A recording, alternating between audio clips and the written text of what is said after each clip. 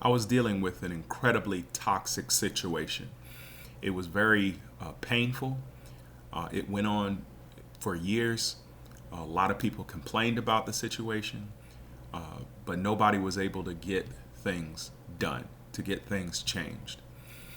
I was in a position where I was sort of forced into a situation where I was able to get the right people to pay attention to what was going on, and things changed.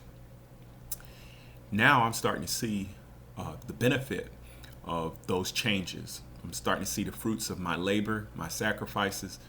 I really stuck my neck out there, and I could have been physically hurt.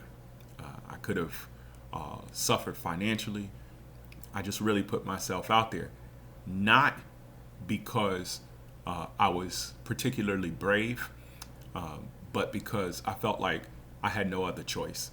I felt like I was put into a situation where, I just didn't have a choice. But through the course of the challenge, I was able to find something in myself that I didn't know that I had. It's like the discovery of the self made man. There were certain characteristics and attributes that rose to the surface that I just didn't know were there. It's sort of like a quote I heard, and I can't remember who it's from, but it says, "Circumstance does not make the man, it reveals the man to himself." But now, as I'm starting to see the fruits of that labor, and I'm starting to see all the benefits that certain people are receiving as a result of what I stuck my neck on, put my neck on the line for, I had this little bit of feeling like, I wonder if these people who are benefiting from this situation, if they recognize the contribution and the sacrifice that I made in order to push this thing to happen.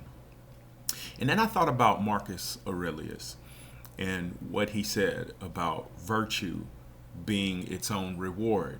And I got to be honest with you, when I first heard that, I thought, no, that's not a good enough reason. I need a more logical explanation for virtue and why we should practice virtue. And as I start to practice my philosophy, one of the things that I realized is that had I not taken the stand that I took when I took the stand, I wouldn't be able to live with myself.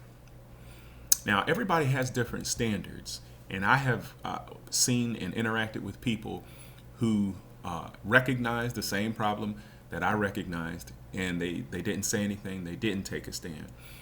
Some of them tried to take a stand, they were retaliated against, and they decided, no, it's not worth it. I'm not going to stand up for that.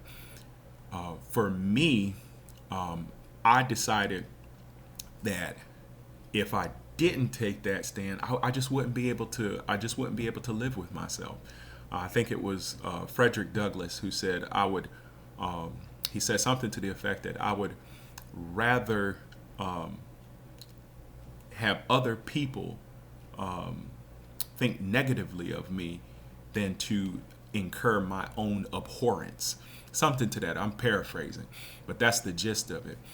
And really, the key lesson for me is that that's why virtue is enough, is because the psychological pain that people who don't have that courage, the psychological pain that they go through is more toxic than the praise or the approval of men is pleasurable. I don't care how many friends you have, how many people are impressed or approve of you or think that you're this great person. At the end of the night, when you lay your head on that pillow, if you know that you're not that good person, that you're not doing what you believe to be the right thing, then all the approval in the world is not going to matter. if you don't have the approval of yourself, it's not going to matter. I don't want to get into politics. I don't like doing politics.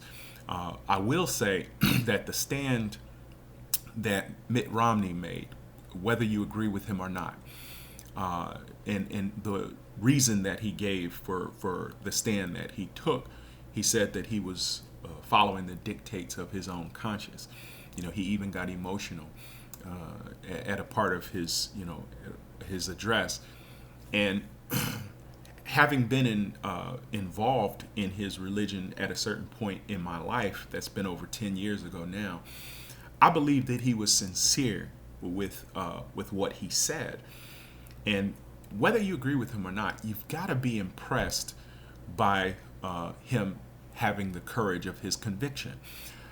As I interact with people in my community, I realize that that trait is very rare.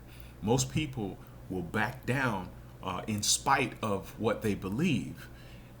We men of virtue are called to speak up, to stand up, to do what is right, in spite of the consequences.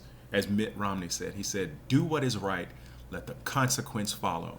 There's something bold in that, there's something brave in that, and there's something in that that allows you to have a peace within self, in spite of whatever storms and backlash and consequences may result. And whether or not people acknowledge or recognize the contributions that we have made is irrelevant. If it happens, great. If it doesn't, that's okay, because my reward is virtue.